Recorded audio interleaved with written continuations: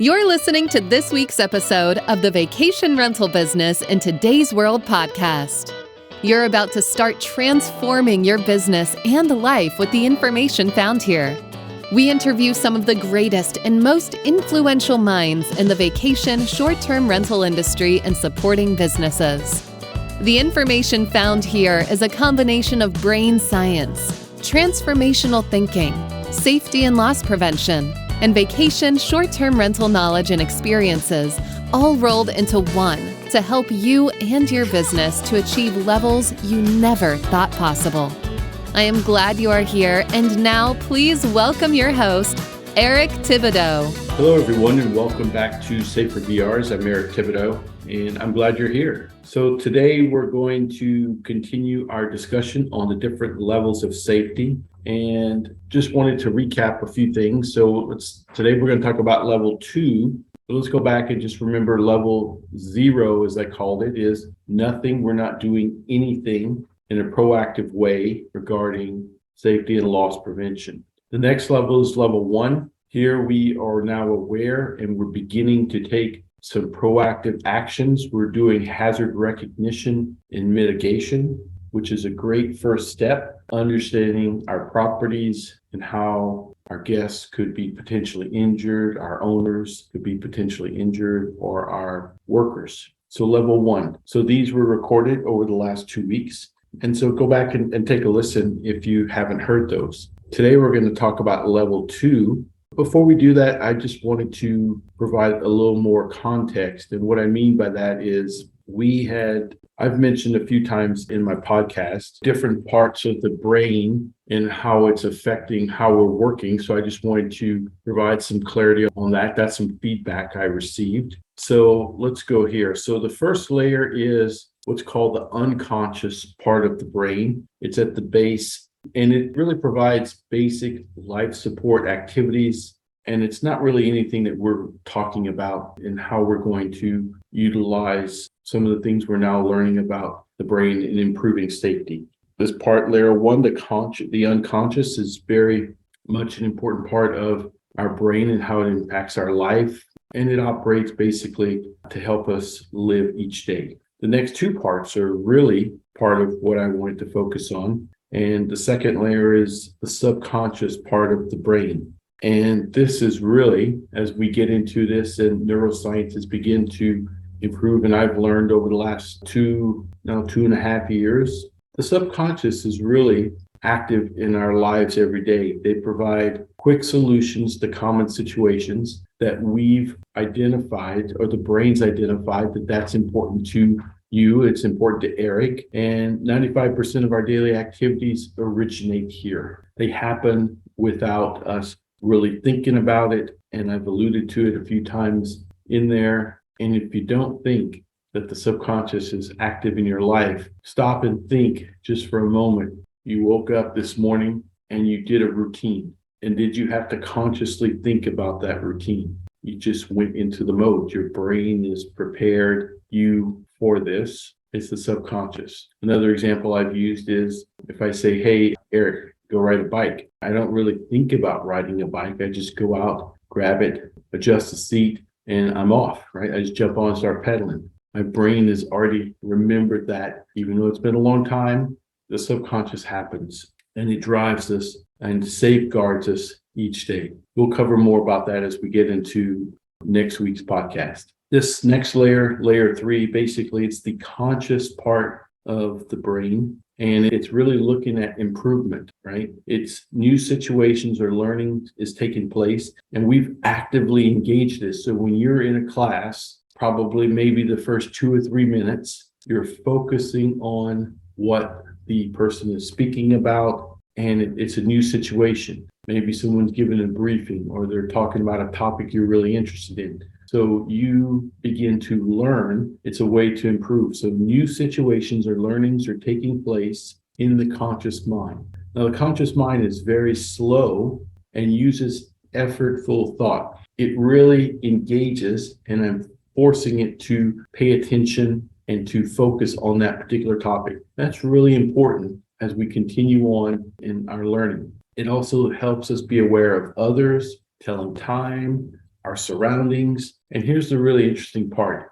5% of our daily activities are driven by the conscious brain, right? It's in the forefront of our head. It's been developed here recently over the last few, I don't know, maybe let's call it millennia. I don't have a date on that, but really, it's really slow, right? And that's really important to understand as we go through and understand how the brain protects us and how it learns. So with that, if we were doing a video here, I would cue this video, and this video reminds me all the time, and go back and take a view of it. Of course, this came out when I was in, I guess, high school or college. I can't remember. Karate Kid, the original Karate Kid. You could watch the later Karate Kid with Jackie. I don't know if it's Jackie Chan or one of the other. It's not Jackie Chan. The later one that came out, I don't know, maybe 6-7 years ago. But the original one with Mr. Miyagi and Daniel is really good.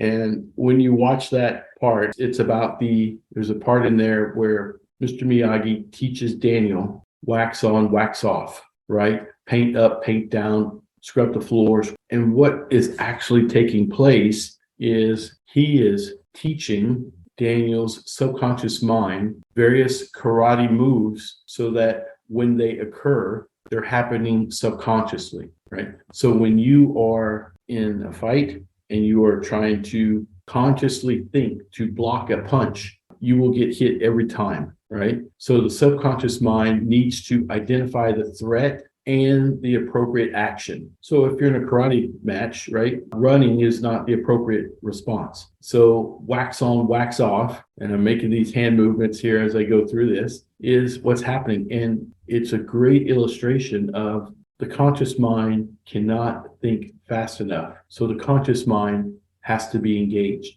And the conscious mind needs to understand, the subconscious mind needs to understand what is the appropriate action that I need to take. So wax on, wax off is right and left blocks, defensive blocks to protect against someone throwing a punch or a kick.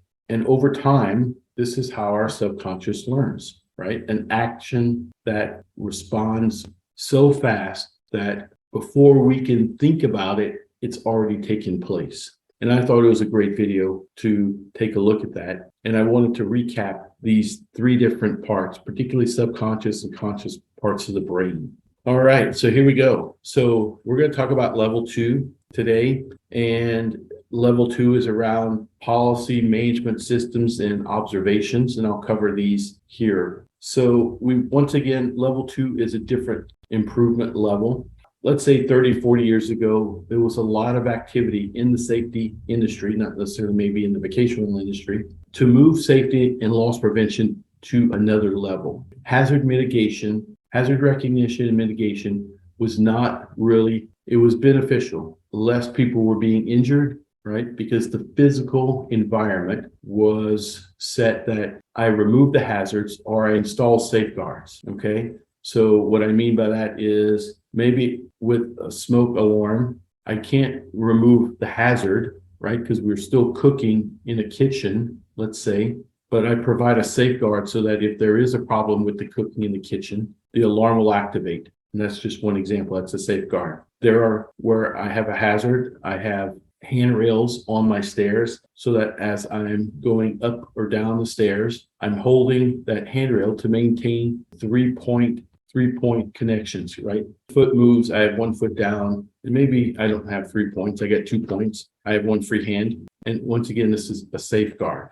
okay? The next part is I have a tripping hazard, and I mitigate that by removing the hazard. So all of this is physical activities in the workplace. So now we're looking at, well, what else can we do to make improvements? So thinking, once again, emphasis on thinking about safety in terms of actual, active, conscious decisions or deliberate choices people make. I'll say that again. Now we're beginning to analyze and put systems into place around thinking about safety in terms of active, conscious decisions. So we just talked about what the conscious mind does, right? I'm focusing on that. I'm spending 5% of my daily activities focusing on that. That's really important as we get into safety, conscious decisions, or deliberate choices people make. We'll probably talk more about this, but this really, when you get down to it, you probably heard me speak about this. Life is choice. Not life is a choice, life is choice. Everything is choosing.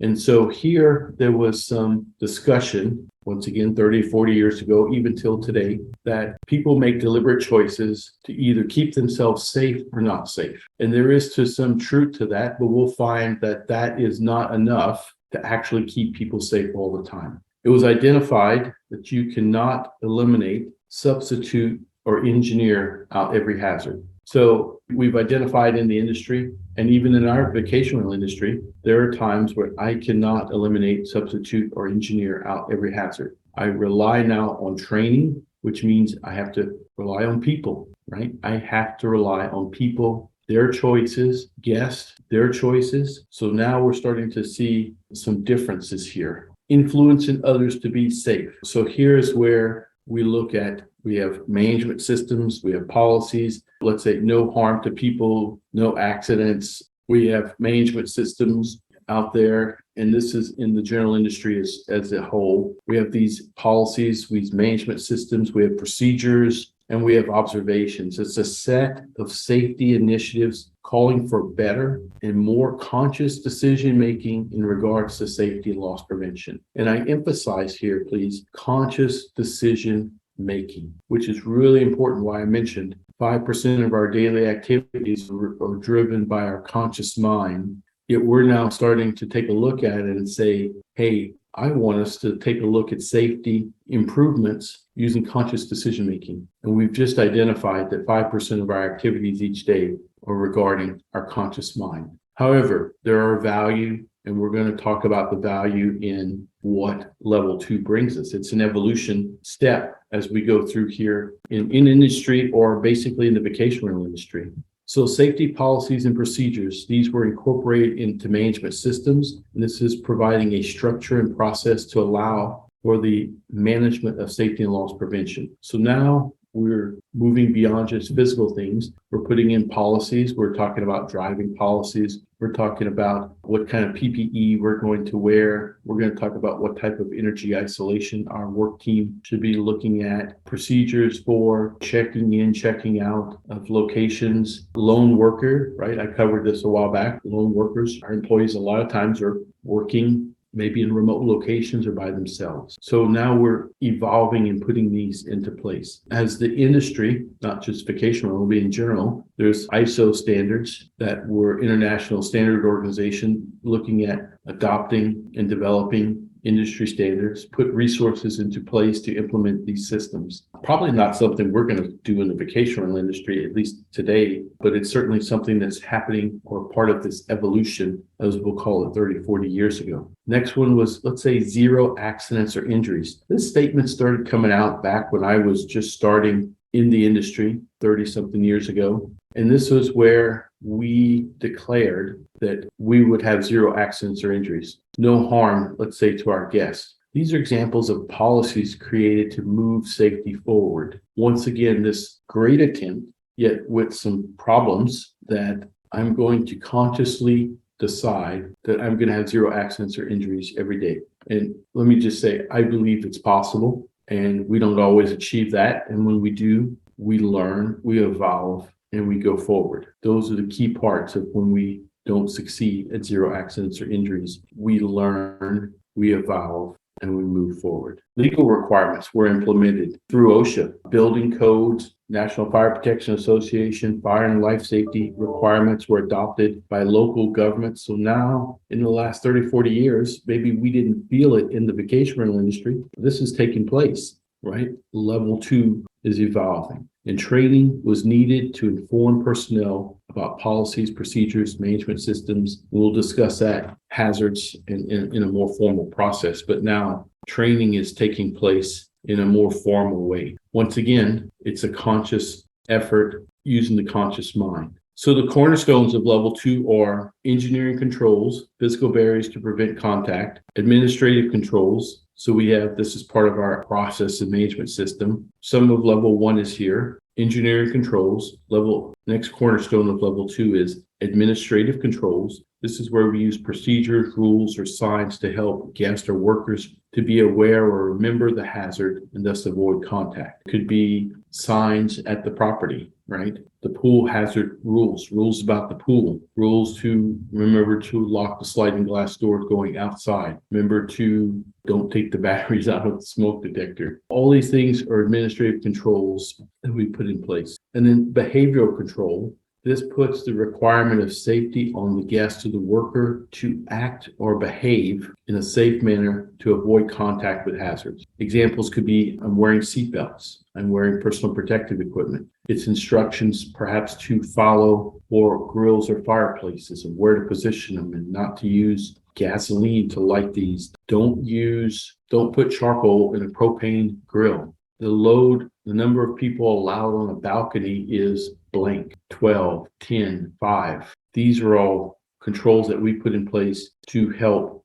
and safeguard the guest. So here we talk about safety is a deliberate choice. It's an active, conscious decision. So that's an interesting statement. We'll talk more about that. I do believe there is some validity to that statement, and you certainly choose what you're going to do. But if you're thinking that 5% of your daily activities are driven by the conscious mind, and you're going to make a deliberate choice, that's great. But then now you're using your conscious mind. At some point, your subconscious mind will take over, and we'll see what the implications are for that later, and then more in next week's podcast on level 3. So when incidents occur, the guests or workers did not make a safe, conscious decision. Is this really true? Is this really true? That's an interesting statement here. When incidents occur, did our workers or our guests make a safe, conscious decision? Here's where it's really, a challenge, I believe, is our workers, we can work with them to adapt and to have the right procedures, do hazard recognition. Let's say we can exert more influence on our workers, our contractors. But guests are a whole different subject. I mean, these guests, we don't know who they are most of the time. And we really have to look at doing certain things to go beyond what would be a normal case to influence the guests. An example of that would be if I have a barbecue grill at my property and it's underneath the garage or the parking area and the ceiling is, maybe 9 feet. If I leave my grill there, the guests will put charcoal in it, light it underneath the carport. Is that really what we want?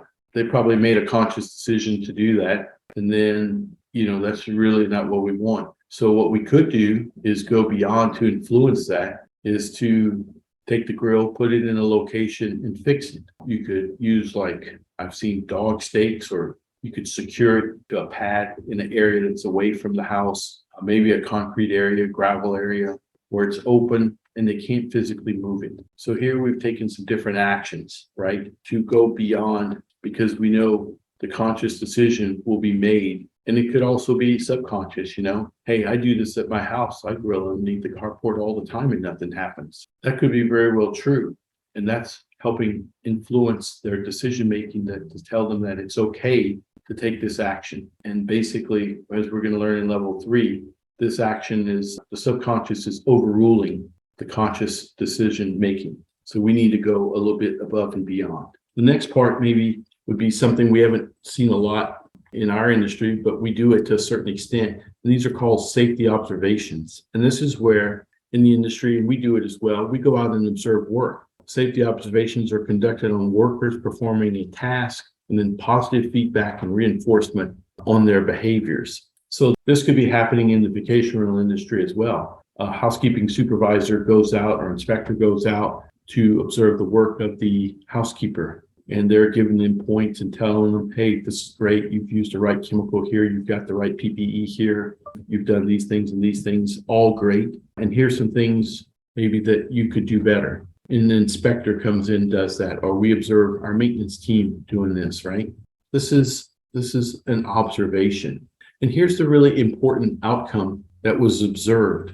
The people doing the observing, like the supervisor coming to check on the housekeeper, the observers were 5 times less likely to be involved in a safety incident than anyone they were observing. The benefit was to the observer and not those being observed. That's really interesting. Why do you think this occurred? The answer is really in level 3, but I'll give you a hint here. If I'm going out and observing housekeeping all the time, and I'm reinforcing in my brain about what the requirements are, what's the right PPE, what's the dwell time for different chemicals, everything associated with housekeeping. I see that over and over. Maybe I see that 3 times a day, 6 days a week. And basically now this becomes embedded in my brain. It's like part of the Karate Kid I was telling you. It's wax on, wax off.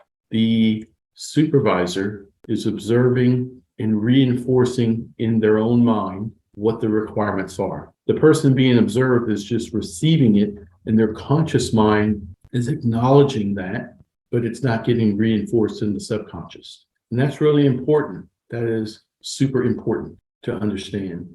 We're going to cover it more. But this was something that was an unintended consequence, basically. The thought was at the time that the person being observed was receiving the most benefit. And it's not. They may be receiving some benefit. However, they're not receiving the full benefit, as people who are doing the observing in their normal work were 5 times less likely to be involved in a safety incident than anyone they were observing. So the key point as we move on is we deal with conscious decision making that can affect safety, right? All of these processes we're talking about in level 2 deal with the conscious decision making that can affect safety.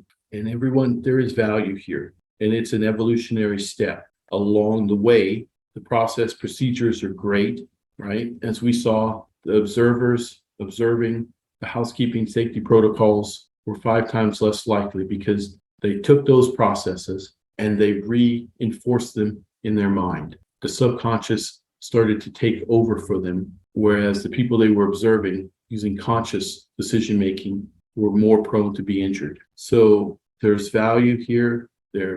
But conscious decision making is not going to get us where we need to go. And if you are experiencing these type of events with experienced workers, right? And let's just say, I'm not just talking about things that impact the worker themselves. I'm also talking about the workers that work for us in the vacation rental industry are making decisions and making choices that impact our guests. This is the heart of what we want to talk about. Our employees and contractors and owners are important, but the decisions our employees make consciously or maybe subconsciously, as we start to learn, that those things they're forgetting to do or not do or impacting our guests, right? And I gave an example last time of the inspector who basically didn't check the house or didn't check the pool in the backyard because the pool was new, and basically he or she had checked it multiple times through the years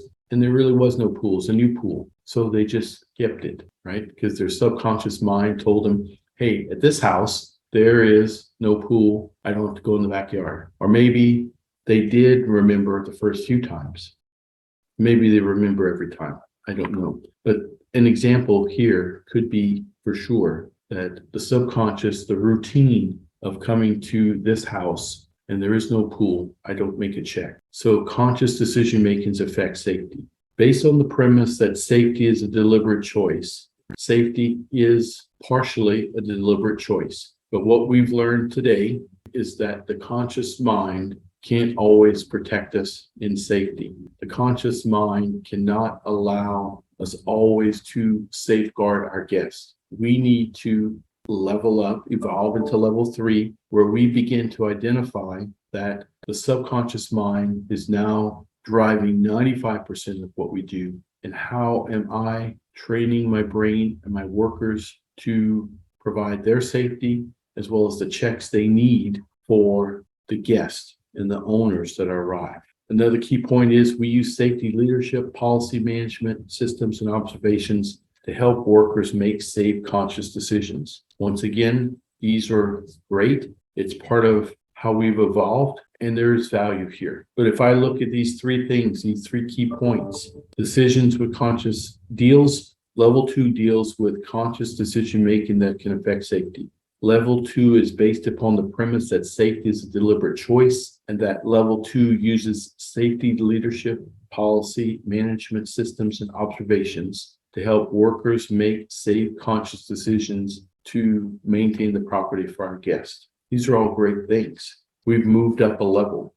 Here's the real question. Why are people still being injured if decisions are made to be safe? If we, as business owners in the vacation rental industry, and our workers have been taught to make conscious decisions about how to safeguard the property, how to protect guests, why are people still being injured if we're making these decisions? The belief that safety can be improved by making a conscious priority works against how our brain functions. It is not possible to embed safety into our conscious decision-making process all of the time. So while we've leveled up to level 2 and we're making progress, history now, as we go back and look at how level 2, or how I describe level 2 safety, all these things were evolution from level 1, and I can't disagree. However, we take the benefit of history and say, I don't need to relive 30 to 40 years of history. I can take and borrow what I need from level 2. However, I say it's a belief, and many people believe this, right? Many people believe it. And then that's my question. My statement is the belief safety can be improved by making a conscious priority works against how our brain functions. It is not possible to embed consistently safety into our conscious decision-making process all of the time. So it really asks the question, why are people still being injured for making conscious decisions? This is a critical question for us as we begin to evolve and move to a different level. And this is what we're going to cover in level 3 as we move to a different level. We're going to evolve, and we're going to acknowledge everything that we've learned in level 1 and level 2, and we're going to employ that in level 3. And when we do level 3, everyone, maybe as we progressed, we acknowledge from 0 that we weren't doing anything, or we're at level 1, we're taking proactive steps to do risk mitigation, risk hazard identification, or risk mitigation. That seems consciously, once again, I use the word consciously, it's really showing, hey, we are beginning to evolve. And if you haven't heard some of my talks about be, do, have, I encourage you to go back and listen to some of those. Because as we progress through level 0 to level 3, and it becomes really evident here at level 2, is we are evolving not only in how we manage safety and health, but we're evolving ourselves. Level 1, we'll just write off level 0 because we're not doing anything. And I use the word doing intentionally. Level 1, we're doing activities. And let me tell you, when we're doing activities in level 1, like around hazard mitigation and checks, our brains are super happy, right? Because we're doing things. And the brain likes to do things. It likes to say, hey, we're doing these things, and I acknowledge they're great. Now, as we move to level 2, we're doing some things, but now we're going to begin identifying who we're being. And I use the word intentionally, being, B-E-I-N-G. Because at this point, as we progress in safety in the vacation rental world, we need to transform and evolve ourselves from just people who are doing to people who are being. And what I mean by that is, who am I being at the core level of my identity, which we're going to talk about in level 3, but who am I being? And if you're not sure who you're being today, take a look at your environment, take a look at your results, take a look at everything. And I use the word, committed. I'm being committed. I'm being integral. I'm being responsible. And for me, I'm being safe. And what I mean by that is it starts inside of me internally. I have to believe that. I have to be that before I can do that. And that's really important as we begin to evolve. So think about that. Go back and listen to some Be, Do, Have podcasts. I could certainly do a recap on that at some point. But here we are. We're leaving level 2, wrapping it up. There's some more I could cover about significant incidents and fatalities, and I'll do that perhaps on a separate podcast in the future, because I think it's important to acknowledge where we focus in level 2. But I'll leave it here for now, because we spent a little bit of time, and I want you to think about this, particularly how our conscious and subconscious minds work and how that impacts our workers, our guests, in our business. I appreciate you listening today. We're on this journey to get to level 3 in creating what I call the gold standard. And we're going to learn eventually that at some point, and I've alluded to it here, we're going to use level 1, 2, and 3 interchangeably, and we're going to mix them up, and we're going to embed them in how we work. We're going to leave level 0 completely behind. We won't be at a level, we will be at different levels as we progress. And what I mean by that is they're all going to begin to interface to create the desired level that we need to deliver quality, safe properties for our guests and for our owners and for our business. So thanks for listening. Appreciate it. Go out and check us out on safervrs.com. Join our vacation rental safety group. It's an open group. We publish in there each week. And then I encourage you to join the Awakening Vacation Safety Group. It is a group that's a paid membership, and certainly we cover more information and details there. So I look forward to hearing from you. Go out and create a safe day, and I appreciate you listening. Bye-bye.